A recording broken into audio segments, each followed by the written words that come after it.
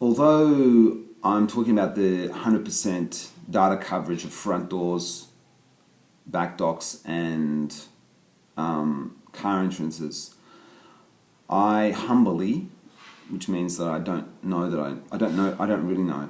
I humbly think that it's only going to be about 6 to 10% of all front doors around the world getting covered.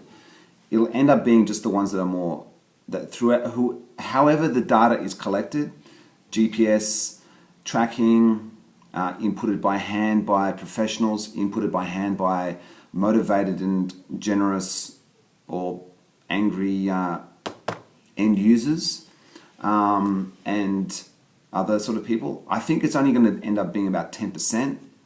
But that 10% will be the ones that are highly trafficked, problematic, or has some sort of specific value for a user or an end client or a client. So it'll still end up solving 60% of the problems, just the 10% of total. That's my assumption.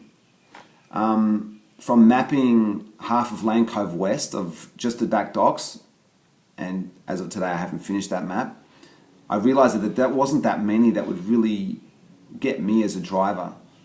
Most of them are like, is it there? Is it there? Oh, it looks like it. And you'd kind of guess it and it'd be no problem. So the back docks in some ways aren't so much of a problem. The same with the front doors. Most of them aren't really that much of a problem. And that's possibly why the project hasn't happened yet. Because in terms of percentage, they're not that many bad ones. But we can't really see, from satellite view, you can't really see which ones are bad and which ones are good. And without starting to collect all of them, we're not going to start collecting any of the bad ones. But that's probably what we'll end up all focusing on anyway. The different tiers, different maps, different efforts. Yeah.